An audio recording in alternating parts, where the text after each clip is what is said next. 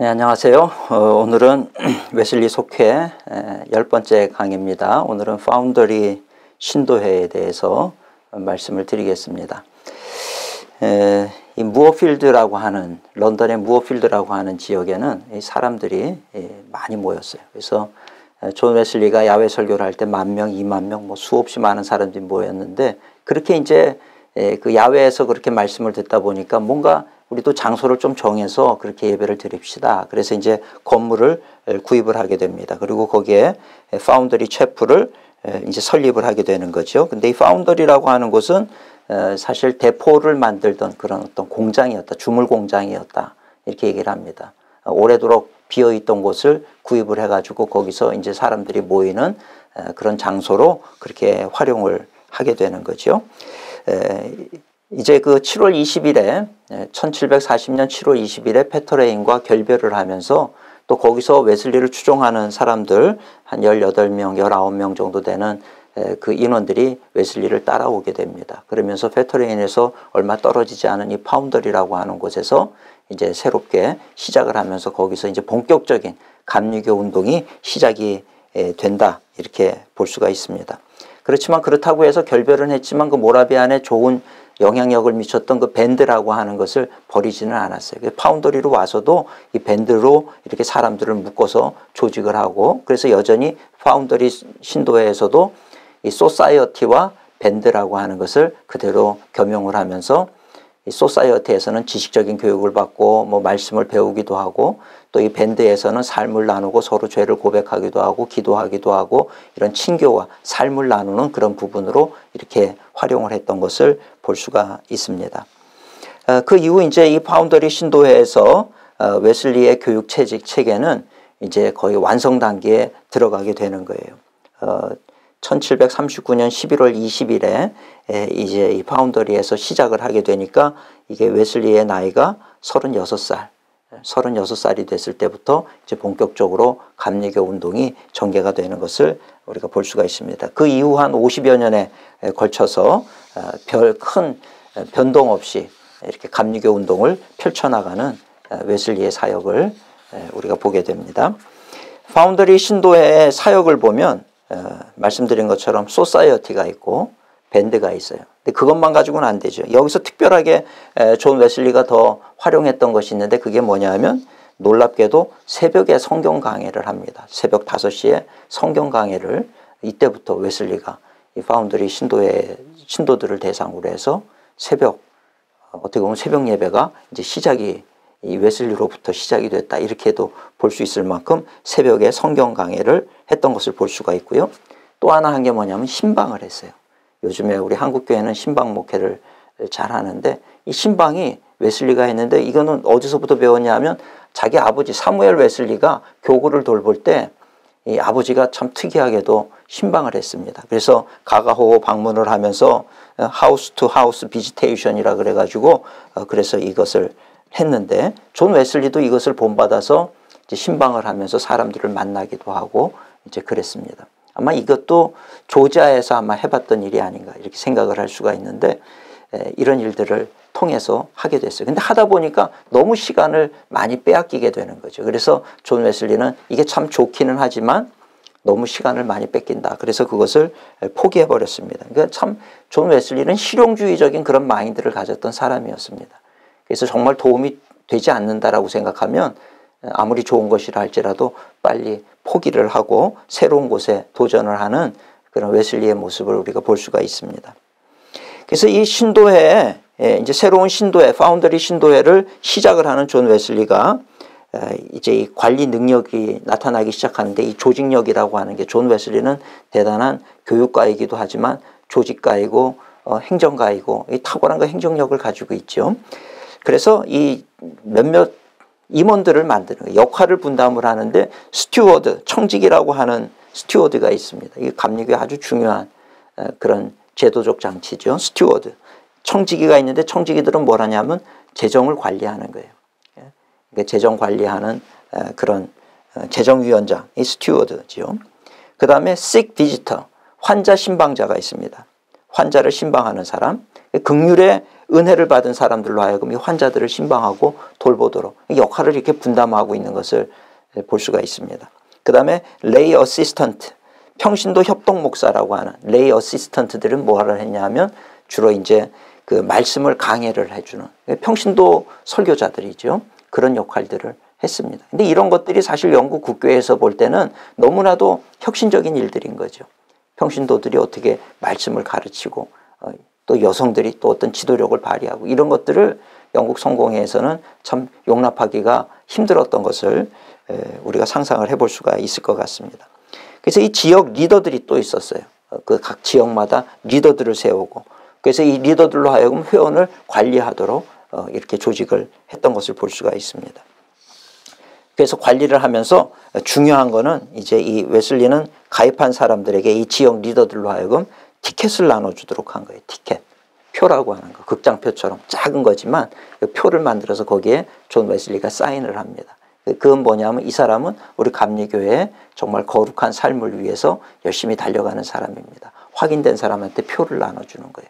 이 표를 가진 사람이 연합신도회나 신도회 모임에 참여를 할 수가 있는 겁니다. 아무나 들어올 수가 없는 거죠. 거기 참여. 왜냐하면 아무나 들어와서 서로의 생각을 나누다 보니까 페토레인처럼 분열이 되고 나뉘어지게 되고 싸움이 벌어지는 그런 현상을 경험했기 때문에 같은 마음을 가진 사람들이 모여야 되겠다. 그래서 규칙을 만들고 그 규칙을 지키는 사람들, 그리고 실제로 지키는지 안 지키는지를 봐가지고 한 사람 한 사람 잘 지킨 사람에게는 이 티켓을 만들어준 거예요. 이 표에다가 존 웨슬리가 직접 사인을 해가지고 이 티켓을 나눠줍니다. 그럼 그 티켓을 이제 받은 사람들이 이 소사이어티에 와가지고 같이 성만찬에도 참여를 하고 이제 그렇게 하는 거죠. 근데 이 티켓은 석 달마다, 3개월마다 재발행을 해주는 거예요. 그러니까 석 달마다 한 사람씩 만나가지고 이것을 다시 사인을 해서 주고 다시 사인을 해서 주고 이제 이렇게 되는 거죠. 근데 이 표를 받은 사람, 사도 바울이 언급한 것처럼 이 추천서와 같은 효력을 발휘를 했습니다. 그래서 이 표를 소지한 사람은 어디서든지 같은 형제로구나 이런 인식이 이제 생겼던 거고, 이 표를 통해서 신도회가 따로 모일 때 누가 회원이고 누가 회원이 아닌지 이 표를 통해서 알 수가 있었고, 문제를 일으키는 사람은 3개월 뒤에 다시 표를 재발부를 안 해줘요. 재발부를 안 해주면 그냥 조용히 그냥 참석을 못하는 거죠. 그러니까 조용히 끊어낼 수가 있는 역할을 했던 것이 바로 이 티켓이라고 하는 것입니다. 그래서 이 연장 적합을 이제 적합하냐 안 하냐를 결정하기 위해서 3개월마다 이 존 웨슬리는 모든 사람들을, 모든 신도의 회원들을 다 일일이 만났어요. 근데 그게 소수일 때는 가능하지만 사람이 많아지게 되면 얼마나 힘이 듭니까? 그러니까 참 어려워지는 거죠. 근데 이 검증의 초점이 뭐냐 하면 리더의 교리에 동의하는가, 도덕적으로 온전한가 이런 것이 아니었어요. 이런 것이 아니고 한 가지를 봤는데 그게 뭐냐면 그룹의 참여 지침에 협력하려는 의사가 있는가, 그룹이 세운 그 공동의 목표를 따라가려고 하는, 리더를 좋아하냐 안 하냐 뭐 이런 것으로 판단을 한 게 아니라 우리가 세운 이 공동의 목표, 규칙, 이거를 통해서 우리가 거룩한 공동체를 만들어 가려고 하는 의지가 있느냐 없느냐, 그거를 보면서 사인을 해줬던 것을 이 여러 가지 문서를 통해서 우리가 보게 됩니다. 이처럼 공동체를 보존하는 것이 참 중요하다. 공동체가 깨지면 또 상처를 받고 다 흩어지고, 페터레인에서 경험을 한 것 아니겠습니까? 그래서 이 공동체를 보존하는 것이 중요하다. 오늘 교회도 마찬가지죠. 이 공동체를 어떻게 보존할 것이냐. 이게 사실은 참 중요해요. 요즘에는 뭐 이단들도 들어오기도 하고 또 생각이 다른 사람, 또 누군가 문제 있는 사람들이 와가지고 물을 다 흐려놓으면 그냥 교회가 한순간에 어려움 당하는데, 근데 그럼에도 불구하고 이 사람에 대해서 어떻게 제재할 수 있는 방법이 없는 거죠. 제재를 당하면 또 뭐 법적으로 고소를 하기도 하고 이러니까 참 어려워지는 거예요. 존 웨슬리는 이때 티켓이라고 하는 걸 만들었어요. 그래서 참 이것을 나중에 속회에도 적용을 하는데, 우리 같으면 이렇게 교회 온 사람들을 소그룹으로 나눠서 이제 조직을 하죠. 교회 온 성도 중에서 소그룹으로 나눠서. 그러니까 교회는 누구나 올 수 있고 소그룹은 내가 원하면 가고 원하지 않으면 참여를 안 해도 되고, 이게 요즘 모든 교회들의 현상이라고 볼 수가 있는데 존 웨슬리 당시는 거꾸로였다는 거예요. 속회에서 먼저 이 사람들을 만나가지고, 그래서 정말 이 모든 것들을 철저하게 지켜나가나 안 나가나 이거를 보고, 그리고 거기서 열심히 나오는 사람들에게 이 소사이어티에 참여할 수 있는 표를 또 나눠줍니다. 성찬 티켓을 또 나눠주면 그거를 가지고 이 전체 모임에 참여를 해서 성찬을 받을 수 있도록 한 거죠. 그러니까 1차적으로 문제가 있는 사람, 정말 거룩을 지향하지 않는 사람들, 이런 사람들에 대해서 걸러내는 역할을 했던 것이 바로 속회였던 것을 알 수가 있습니다. 이제 이후로 계속해서 그 속회 얘기를 하겠습니다만은 이런 일들인 거죠. 그러니까 그런 이제 속회가 없을 때는 이렇게 일일이 다 모든 것을 존 웨슬리가 다 만나가지고 면담을 하고 진짜 그런 의지가 있는지 없는지. 근데 보니까 너무 광범위한 지역에 점점 많은 수가 모여오는데 존 웨슬리 혼자 그 사람들을 다 만나서 그것을 검증한다라고 하는 게 여간 힘든 일이 아니었다는 얘기입니다. 존 웨슬리의 고민이 생긴 거예요. 서로를 살피기 위해서 노력은 하고 밴드에 모여서 뭐 그 자리에서는 열심히 하는 것 같지만 실제로 삶 속에서는 그렇게 안 사는 사람들이 많다는 거죠. 복음 안에서 살지 않는 사람들. 근데 이 사람들이 결국엔 보면 사람들이 모인 곳에서는 잘하는 것 같지만 뒤에 가서는 다른 소리를 하고 여러 가지로 공동체에 안 좋은 영향을 미친다는 겁니다. 더 문제는 뭐냐면 넓은 지역에 분포되어 있기 때문에 찾아낼 수가 없는 거예요. 그래서 소사이어티와 밴드를 운영을 했는데 이것만으로는 이 문제가 해결이 안 되는 거죠. 이 문제를 해결하기 위해서 나중에 만들어내는 것이 바로 속회, 클래스 미팅이라고 하는 겁니다. 그래서 이 클래스 미팅의 이 리더들이 같은 지역 안에 있기 때문에 그 모든 삶이 다 관리가 되는 거죠. 그래서 속회가 그 지역별로 이렇게 구성이 되는 이유가 바로 거기 있다라고 하는 거죠. 그래서 이 해법을 찾기까지 여러 가지 어려움이 많았다. 이런 것들을 이 존 웨슬리가 기록에 남겨놓고 있는 것을 볼 수가 있습니다. 그러는 중에 이제 한 가지 중요한 사건이 발생을 하는데 그게 뭐냐면 서로 그렇게 존경하고 좋아했던 조지 휘필드와 아주 좋은 그런 협력 관계를 맺고 그랬는데 이제 결별하는 사건이 이제 벌어지게 됩니다. 조지 휘필드는 이제 그 조지아에서 선교를 하다가 실패하고 돌아온 존 웨슬리를 만나게 되고 조지 휘필드는 이제 조지아로 또 떠나게 되는 거죠. 근데 그 전에 조지아로 떠나기 전에 이 브리스톨, 킹스우드나 이런 쪽에서 이 조지 휘필드는 야외 설교를 하게 됩니다. 거기서도 참 놀라운 일이 벌어졌는데 이 일들을 사람들이 많이 모여오니까 그만둘 수가 없는 거죠. 그걸 누구에게 넘겼냐면 존 웨슬리에게 이제 넘기게 됩니다. 그래서 존 웨슬리가 옥외 설교를 하고 서로를 참 존귀하게 여겼는데 이제 그만이야 그 1741년에 이제 안 좋은 그런 결별을 하는 사건이 벌어집니다. 그 이유는 뭐냐면 1739년 4월에 이 존 웨슬리가 프리 그레이스라고 하는 설교를 해요. 존 웨슬리는 자기가 설교한 거를 많은 사람들이 보도록 하기 위해서 그것도 출판을 합니다. 그러니까 1739년 4월에 프리 그레이스, 하나님의 값없이 주시는 은혜에 대해서 설교를 하고 그거를 이제 인쇄를 해가지고 많은 사람들에게 배포를 했는데 이제 이 미국에 가 있는 보스턴에 가 있는 조지 휘필드가 그거를 보고서는 이거는 틀렸다. 교리적으로 맞지 않는다. 그래가지고 편지를 이제 써서 보내게 되는 거예요. 근데 이 조지 휘필드가 존 웨슬리에 대해서 그거 틀렸다라고 하는 그런 편지가 또 막 복사가 돼가지고 이 영국 안에서 막 떠도는 거예요. 수많은 사람들이 그걸 보면서 조지 휘필드가 맞다, 존 웨슬리가 맞다 뭐 이러는 거죠. 그 존 웨슬리가 어느 날은 그 편지를 가지고 이 많은 성도들이 모인 자리에서 그것을 보면서 그 사람들 앞에서 조지 휘필드가 여기 있어서도 똑같은 일을 했을 것이다. 그러면서 그 편지를 다 찢어버립니다. 찢어버리고 그 자리에 그 편지를 가지고 있었던 다른 수많은 사람들도 다 그 편지를 찢어버리죠. 그러나 그럼에도 불구하고 이제 이 조지 휘필드의 생각은 존 웨슬리의 생각과 달라요. 어떻게 보면 조지 휘필드는 미국의 보스턴으로 넘어가서 우리가 잘 아는 조나단 에드워즈라고 하는 사람 1차 대각성운동의 영향을 받았어요. 그러다 보니까 장로교적인 그런 어떤 신앙 교리를 이제 배우게 된 거죠. 근데 존 웨슬리의 이 감리교 운동, 아르미니안적인 그런 어떤 신학과 맞지 않는다는 거죠. 그래서 그거 틀렸다. 프리 그레이스에 대한 거에 대해서 논쟁이 벌어지면서 이제 결별하는 그런 이제 사건이 벌어지게 됩니다. 그래서 이제 존 웨슬리는 참 뭐 친하던 친구도 그렇고 또 페터레인 같은 경우도 거기서도 또 실패를 또 경험을 하고 쫓겨나는 그런 뭐 쫓겨난 건 아니지만 본인이 결별했지만 거의 쫓겨나다시피 그렇게 이제 헤어지게 됐고 자기가 정말 존경했던 스판겐버그나 피터 벨러나 이런 사람들하고도 그들의 가르침을 좋아했었는데 근데 이들하고도 조금 이제 소원해지는 그런 관계가 되고 뭐 이렇게 되는 거죠. 어떻게 보면 참 외로운 가운데 이제 감리교 운동 파운더리 신도회를 시작을 하게 됐다. 이렇게 볼 수도 있습니다. 그러다 보니까 이 공동체를 지킨다는 거에 대해서 굉장한 애착을 가지고 이 공동체를 지켜나가기 시작하게 되는 거죠. 그러니까 조직을 관리를 하는데 매일 1시간을 이 밴드에서 서로 대화를 하면서 시간을 보냅니다. 그러면서 이 무질서한 사람 또는 부주의한 사람, 논쟁적인 사람, 이런 사람들은 그 밴드에 남아있지 못하도록 하는 거예요. 한 사람이 이 누룩처럼 퍼져가면서 공동체를 무너뜨리는 것을 이제 알기 때문에 그렇게 했습니다. 그래서 계속해서 존 웨슬리는 어떻게 해서든지 이 회원들 관리에 특별한 신경을 굉장히 많이 쏟았던 것을 우리가 알 수가 있습니다. 1741년 4월 7일에도 이제 저녁에 그의 일기를 보면 이렇게 되어 있어요. 저녁에 모든 반회가 모이기를 바랐기에 연합 신도회의 이름을 하나하나 불러가며 인격이 의심스러운 사람들에 대해 충분히 조사하도록 그들 이름에 표시를 했다. 이렇게 되어 있습니다. 조직 관리에 굉장히 신경을 썼던 거죠.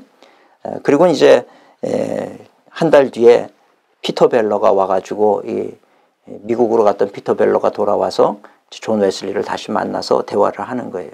근데 피터 벨러는 이 모라비안 지도자였던 몰터처럼 그렇게 강하게 이렇게 몰아붙이는 스타일은 아니었던 것 같아요. 피터 벨러를 존 웨슬리는 참 좋아했죠. 스판겐버그도 참 좋아했고, 그래서 그들과 만나서 또 대화를 하면서 얘기도 나누면서 그러면서 거의 약 한 10개월 만에 다시 한번 페터레인에 방문을 하게 되는 거예요. 결별을 했지만 다시 한 10개월 만에 다시 방문을 해서 피터 벨러와 함께 가서 그 모임을 보는데 남성들만의 밴드가 있고 여성들만의 밴드가 있고 연합을 위해서 기도를 했는데 그의 일기에 보면 때가 아직 되지 않았다 이렇게 결론을 내리는 걸 볼 수가 있습니다. 그들은 그들 나름대로의 그 어떤 정숙주의나 이런 거에 대해서 그 신학을 포기를 안 하고 모라비안이 옳다라고 하는 그런 마음을 가지고 계속 나가는 그런 모습을 이제 발견하게 된 것이죠.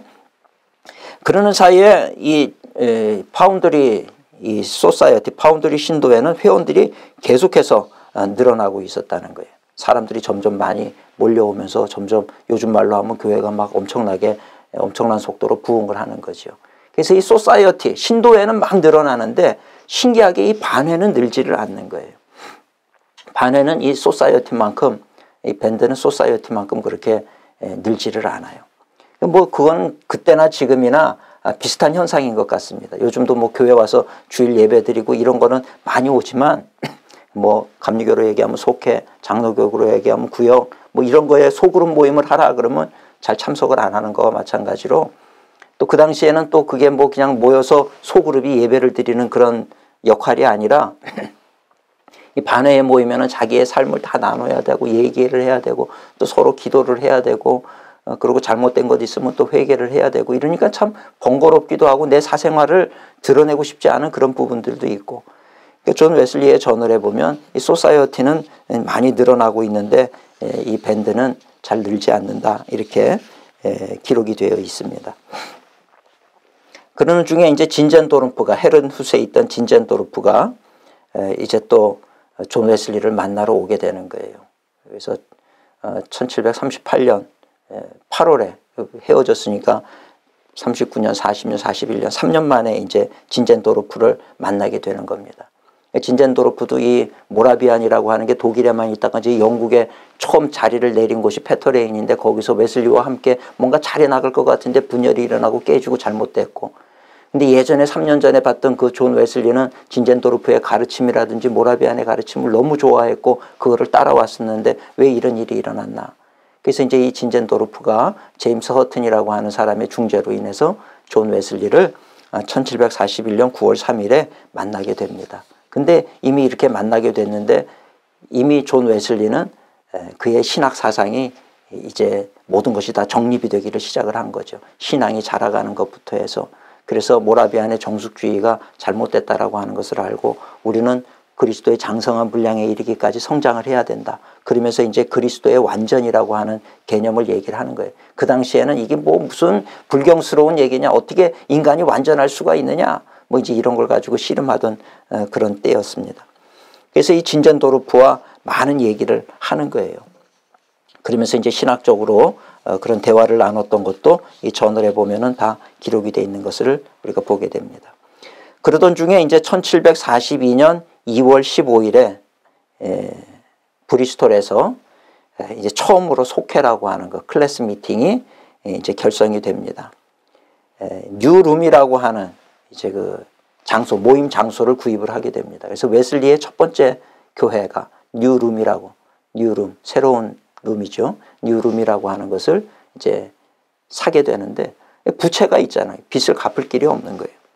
그랬을 때 캡틴 포이라고 하는 사람이 이 빚을 갚을 수 있는 방안에 대해서 얘기를 하는데 그게 뭐냐면 11명을 나한테 주십시오. 그럼 그 11명과 더불어서 매주 1페니씩 걷어 가지고 오겠습니다. 1페니씩 의무 부담금을 내는 거죠. 그래서 자기까지 하면 12페니가 되니까 그 12페니를 매주일 내는 거예요. 그래서 이 뉴룸에 있는 이 브리스톨 지역 소사이어티에 있는 그 많은 사람들로 하여금 다 그렇게 하자는 거예요. 12명씩 구성을 해서. 그래서 거기서 12페니씩 걷어오는데 가난해서 못 내는 사람들이 많은 거예요. 그랬을 때 캡틴 포이가 하는 얘기는 가난해서 못 내는 부분은 내가 충당을 하겠다.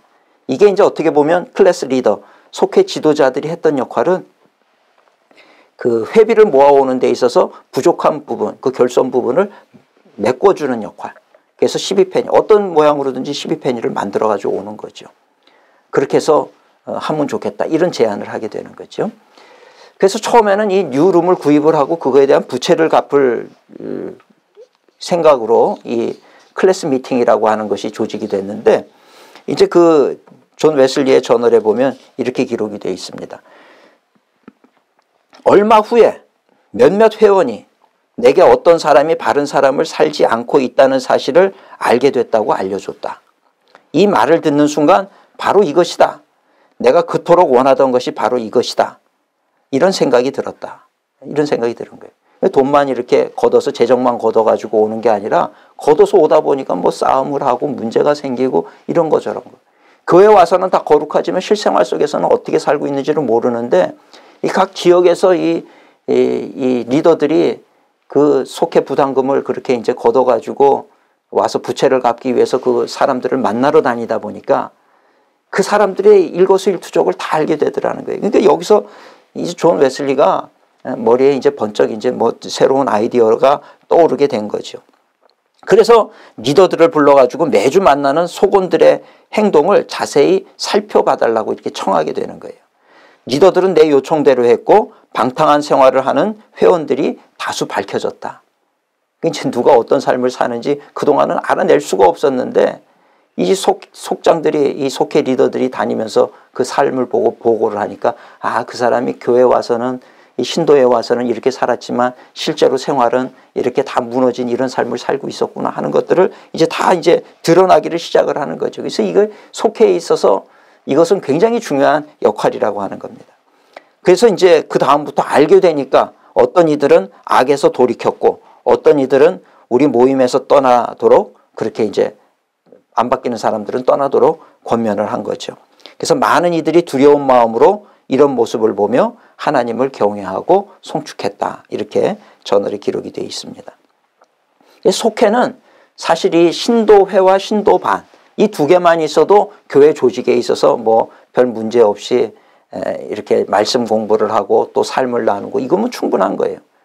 근데 속회는 사실은 그 지역에 사는 사람들이 리더가 12명, 11명의 속원들을 돌보면서 그러면서 그들의 생활의 일거수일투족을 다 보기 때문에 이 실질적으로 세상에 나가서 살아가면서 어떤 일이 벌어지고 있는지에 대한 것들을 삶 속에서 다 체크할 수 있는 역할. 이것이 이제 속회의 역할이고 기능이라고 볼 수가 있는 거죠. 그래서 우리 크리스찬은 교회 안에서만 거룩한 것이 아니라 세상 속에서도 거룩하게 삶을 살 수 있도록. 신도반에서 말로만 그렇게 뭔가 우리가 이렇게 살았습니다. 저렇게 살았습니다. 근데 말뿐이지 실제로 어떻게 사는지는 알 수가 없는 거죠. 속회는 이 실제 세상 삶 속에서 그들이 어떻게 살고 있는지를 다 보기도 하고 서로 격려를 하기도 하고 그러면서 이제 그들의 삶이 비로소 말이 달라지고 행동이 달라지고 뭔가 점점 달라지는 그런 삶을 살아가게 되는 것을 이 감리교회 이 소그룹 이야기를 통해서 우리가 보게 됩니다. 속회는 사실은 이 신도회, 소사이어티와 밴드 이 빈 자리를 메워주는 것이고 이게 초기 감리교의 특징으로 자리매김을 할 수가 있었다는 거죠. 그래서 감리교의 위대한 유산과 전통을 얘기할 때 이 속회를 빼놓을 수가 없다라고 하는 것입니다. 그런데 여기에 이제 웨슬리는 나중에 조금 더 체계화하면서 두 가지가 더 첨가가 되는데 그 중에 하나가 셀렉트 소사이어티, 그러니까 선발 신도회라고 얘기를 하죠. 셀렉트 소사이어티라는 거를 하나를 더 만들었어요. 이거는 제일 높은 단계에 있는 그런 사람들의 모임을 셀렉트 소사이어티, 선발 신도회원들 모임이었고요. 그 다음에 또 하나는 믿다가 그렇게 삶을 엉망진창으로 살았던 사람들이 그 어떤 믿음의 자리에서 떨어져 나갔어요. 못 나오게 해서 이제 잘려나간 사람들이죠. 이들이 다시 돌아온다고 했을 때 바로 다시 속회로 받아들이느냐? 그렇지 않았다는 거예요. 참회자반이라고 하는 것이 있습니다. 페니턴트라고 하는 참회자반 그룹에 거기서 이제 교육을 통해 가지고 이제 일정 기간이 지나면 다시 속회로 들어올 수 있도록 그렇게 만들어 주는 거죠. 이런 조직을 통해서 완벽하게 이 감리교의 시스템이 만들어지게 됩니다. 그러면서 이제 복음을 전하고 이 어떤 경건운동, 이 어떤 교회를 새롭게 하는 갱신운동, 이것이 어떻게 보면 웨슬리의 감리교 운동의 핵심이었어요. 웨슬리는 죽기 전까지도 사실은 이 영국 국교회에서 따로 떨어져 나와서 뭔가 새로운 교단을 만든다, 새로운 교회를 만든다, 이런 생각을 한 적이 없었습니다. 나중에도 설명하겠지만 끝까지 영국 국교회 안에 남아있기를 원한 거예요. 그럼 그 안에서 왜 감리교 운동을 하느냐? 정말 그 허물뿐인 크리스찬이 아니라 실제로 삶이 변화되고 거룩을 지향해가는 그런 어떤 사람들의 모임, 그걸 통해서 영국 국교회, 정말 존 웨슬리가 사랑했던 그 영국 국교회가 새로워지기를 바라는 마음으로 이런 감리교 운동을 했고, 거기에 있어서 이 클래스 미팅이라고 하는 것은 빼놓을 수 없는 아주 열쇠의 역할을 하는 그런 조직이 바로 이 클래스 미팅이고, 클래스 미팅을 통해서 우리의 삶이 달라지고, 우리의 삶이 달라지는 걸 통해서 교회가 달라지고, 교회가 달라지는 걸 통해서 세상이 달라지고, 또 세상이 달라지는 걸 통해서 교회는 칭찬받으면서 더 부흥하고 성장하는 그런 결과를 낳게 된 것이죠. 이것이 우리 감리교 운동의 핵심이라고 볼 수가 있겠습니다. 다음 시간에는 이제 이 조직에 대한 얘기, 셀렉트 소사이어티, 밴드, 클래스 미팅, 페니턴트, 이거에 대해서 이제 웨슬리가 활용했던 조직에 대한 이야기를 더 이어가도록 그렇게 하겠습니다. 수고하셨습니다.